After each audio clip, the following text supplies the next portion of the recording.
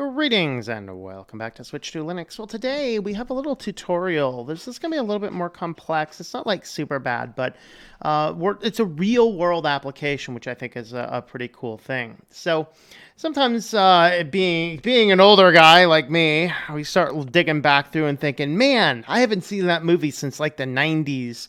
And I actually have a collection of these movies that I'm looking for. And sometimes when I'm going through and buying things on Amazon, I'll throw a movie onto this list.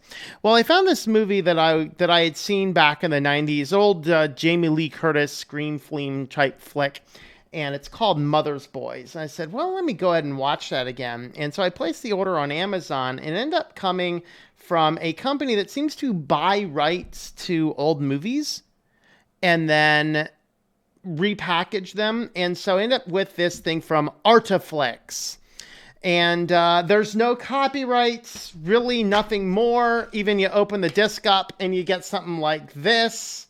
Very interesting. So I'm like, well, let's go and see if we can find any information about these guys. And really, no. They have a website. When you search now, it just goes right to searching their list here on Amazon, and you can kind of see what we have here.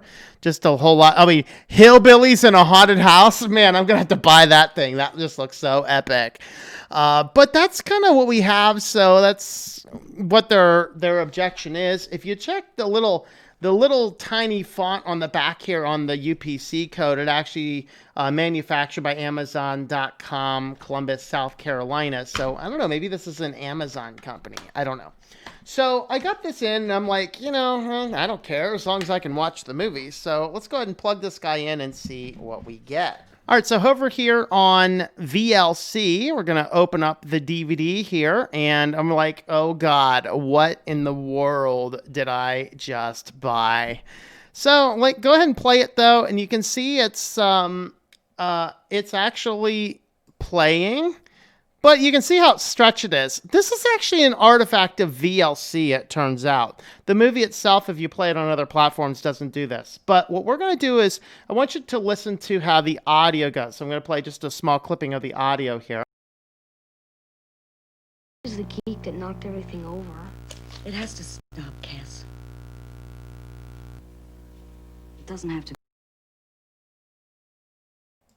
So what you can see there is that the left channel is just gray static and the right channel kind of plays, but it's very distracting. And so what we're going to do is we're going to go ahead and fix the audio in this movie. So in order to fix the audio in the movie, first we're going to need to make a digital copy. Now, before we dive on into this, let's go ahead and talk about some of the legalities of this. First and foremost, is this movie purchased with no dates, no images, no anything legal in and of itself? Well, I bought it from Amazon. It has Amazon.com manufacturing on the back, so presumably. As long as I'm not throwing this up for free download on the internet, we should be fine. But there is still some murkiness in the United States law about, can I take a DVD that I own and make an actual copy of it? That's a questionable thing.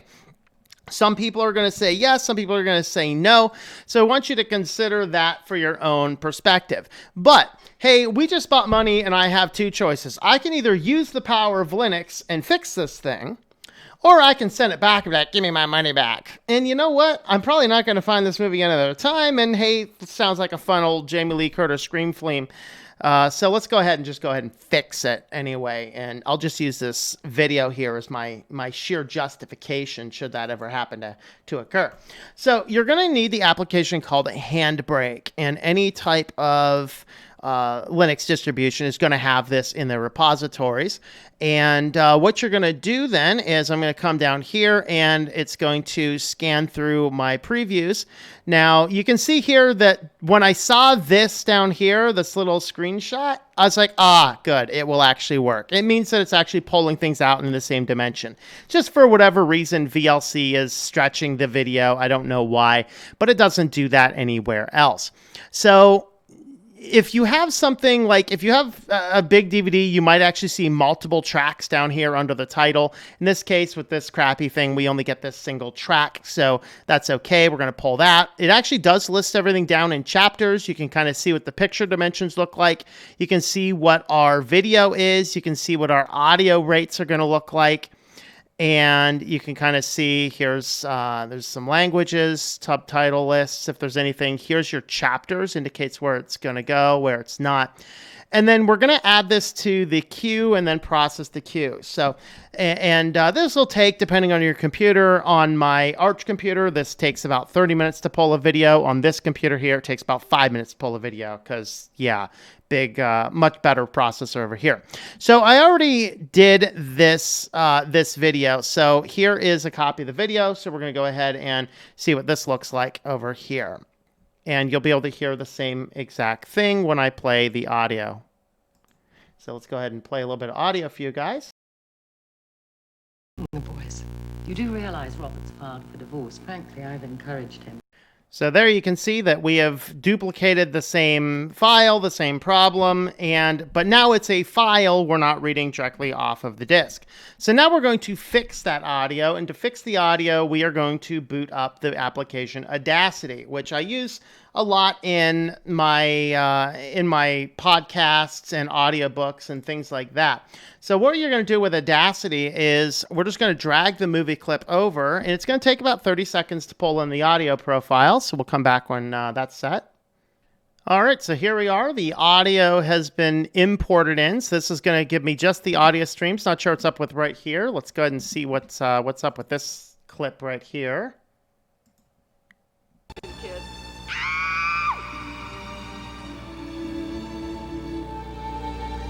Whoa. Here, that gets so loud there, it's going to overmask any of the audio there. All right, so with this guy pulled out here, you're going to pull down this arrow down here, and then you want to come down and you want to hit the split stereo track. This is going to split this into two separate sections so you can actually manipulate them individually. So we're going to close the first track, so that's going to get rid of everything there. And we're going to go ahead and copy the whole track, just highlight that and just your Control-C. And then you're going to add a new, and we want to do stereo track. You know, it sounds like, hey, why not mono? Well, you're actually going to get better audio if you do a stereo track. And then we're going to come down here, and we're going to paste this track in. So we're going to close that out. So now we have pasted in a stereo track. So now you can hear what this guy is going to sound like here. Let me go ahead and play it. Okay, so it's much better. But one of the things that you'll notice is that there's always going to be just a little bit of artifact at the very beginning. So here's where it ramps up. This is kind of where the starting sound of the music comes in. So you can kind of hear how it starts to ramp up. But for the first little bit here, that static, we want to get rid of that static. So what we're going to do is I'm going to come down. I'm going to highlight just the staticky part. Hopefully nothing here contains any of that intro music. So let's go ahead and play this. So that's pretty much all static. So now what we're going to do is we're going to, with that highlighted, we're going to do a noise reduction and hit Get Noise Profile. That's going to grab a profile of what we just had. Highlight the whole wave and now go back under noise reduction again. And you can reduce the noise down. 8's probably good. Maybe let's see if I can drop this down to like maybe 7 or something. So what we're going to do is hit OK. This is going to take about a minute or so. And then it's going to come in. It's going to basically go through and subtract this portion that we highlighted from the wave. And that's going to clean up the bass level of the audio. So we'll be back when this is done. Okay, so that's done. Let's listen to what this sounds like now. So there's still a slight bit amount there, but that's actually very well within the limits. So we were able to silence that quite a bit.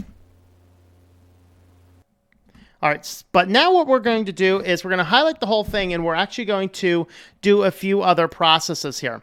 So a couple of things we're going to do. First, let's go ahead and look at, let's do a filter curve on it first.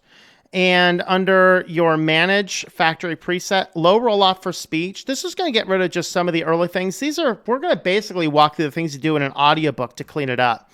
So go ahead and do this. It's going to take, looks like about 30 seconds to a minute or so. This is going to take care of some of the kind of like the early things that you might pick up when you first start to talk. And that should clean up some of the rest of the little bit there. But we'll go ahead and listen to a couple clips what it sounds like when this is done.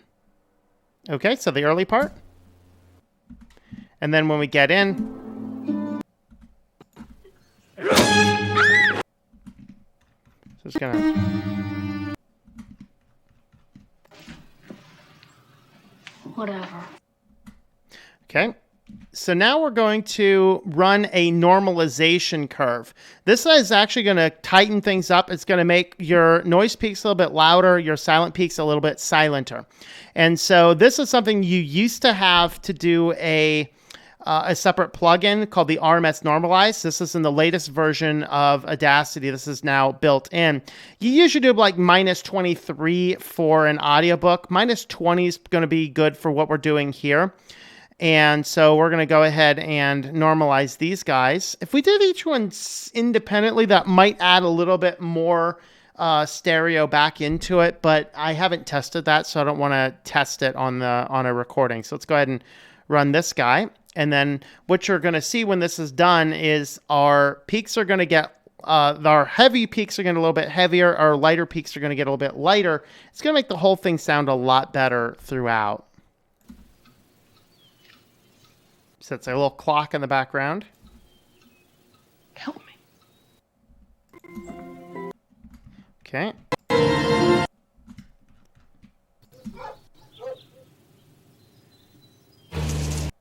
And then the last thing we are going to want to do is we want to cut off any peaks that go above a -3. And that's going to prevent any loud clicks or clanks or anything from popping on speakers. We want to get rid of that. And so for this, we want to go down here and we want to find our limiter and then make sure our limiter is at -3. Hit OK. It's going to go through and it's going to chop up everything that's above a -3. And then that'll make sure that nothing pops or things like that. This will take about a minute. Okay, so that's done. So any high peaks should not be as high anymore. Okay, it's going to have a nice, good, clean sound all throughout. So now let's go ahead and just export this guy. We'll just do, like Wave would probably be a little bit better. But if we do the highest quality MP3, it's going to work just as fine. So I'm going to go ahead and save it into the same folder that has the movie in it. So we're going to go and do that. I don't need to add any user tags or anything. So let's go ahead and wait for this to save, and then we'll examine what we have next. All right, so now we have our movie that has the messed up audio. So we'll go ahead and play that for a brief second. So you can hear the messed up audio. And now we have our corrected audio over here. So you can see that sounds a whole lot better. So now what we're going to do is we are going to mix these guys together. Now, the best way to do this is you can actually use FFMpeg, which is going to be a terminal tool. So this is actually a really great illustration of what we're going to do. So FFmpeg, they put the shorthand is on the top, the longhand is on the bottom. We're just going to do the shorthand on the top. So we're going to input two files. In this case, they're inputting two video files. But what we're going to do is we want to input the video file and the audio file, and then map is going to tell us which files we're going to use. So inside of each file, you're going to find a stream. They're labeled from 0 on up. So on their example here, their input 0 has two streams. Stream 0, 0:0 is a video, 0:1 is an audio stream. Their input 1 actually has 4 streams in it. 1:0 is a video stream. And then they actually have 3 separate audio streams. One you can see is for English, and then 2 are 2 other languages, Hindu and whatever that other one is. I don't know. But anyway, what they're going to do is they're going to create an output video based on taking the video stream of our first one and taking the third stream of our output, which means that our third stream is, well, it's ranked number 3, so the Hindi, I guess that is. So our final video is going to be composed of the video from input 0 and the audio from input 1. That's exactly what we are going to do. So we're going to go ahead and boot up here a terminal, and I'm going to go ahead and zoom in on this quite a bit so that you guys can kind of see what we're doing here. All right, so over here on the desktop, we're going to go into the file where I have these guys. And if I do FFMpeg, and I just call the video file here, so I could do the movie.m4, that's going to give us the stream readouts. So we have a bunch of junk just as telling us what codecs are available, things like that. And then down here, input 0, these are the various chapters. We're going to ignore that. Then this guy here is kind of our mapping code. So 00 is an H.264 video. We have a 01, which is our broken audio stream. We have a 02, which is a subtitle. All right. Now we're going to call FFmpeg for the MP3, and you can see that what we have here is we only have a single stream, and that is our high quality audio. So what we're going to do now is we're going to combine these two guys together. We're going to do FFmpeg. First, we're going to call our video file, and then we're going to call our audio file. So the MP4 is going to be map 0, the MP3 is going to be map 1. So I'm going to call this video, I'm going to call 00, which remember calls the video stream. And then we're going to do another map, and we're going to do 10, which is calling the audio stream. Now I might be able to come in here and do map 02 in order to get us the subtitle stream. I didn't test that, and I never really use subtitles, so I'm not going to bother with that anyway. But it is an option you should be able to have. Now, the next thing is we want to call our codecs. Now, we could run it like this with just the output file. It's going to use all the defaults, but it's going to re-encode the video. It's going to re-encode the audio. It's going to use smaller systems. And so I don't want to do that. So what we're going to do is for the video, codec video, we're just going to copy the video stream. This way we don't have to go through a long period of time, and the video is fine. It's the audio that is messed up. Now, for the audio, though, I can't just do copy for whatever reason. I throws an error when I try and do that. But what we're going to do is I'm going to call AC3, which is the codecs we're going to use. And then the quality, we're going to look at 256K. Now, the default quality is like 128, which is a lower quality. It's not going to sound quite as good. And so I don't want to mess with any of that. And then we're going to do the shortest. And I forgot to examine exactly which that code happens to do. But let's just call this guy MB-movie, M4V. And as long as I don't have any typos, it's going to start doing some processing like this. So what it's doing here is it's going through the video, it's stripping out the old audio stream, and it's re-adding in the new audio stream utilizing the AC3 codecs. It's an 1.5-hour video. You can see it's over halfway done now. So we'll come back when this is done. Probably just take another 10 seconds or so. Okay, so it says it is done. So now if I go back into my fixed sound, here is my video. So this is my old one. So let's go ahead and play my old video again and hear the bad sound. Constantly Okay, and this is the new one with the audio corrected sound. Hello, Cass. Look at it. Wait, what for? All right. So there we have it. So we've managed to pick up an old copy of some movie, some generic thing that looks like it's something if you bought it on the street, you'd probably say it's illegal. But hey, I bought it from Amazon, so maybe it is, maybe it isn't.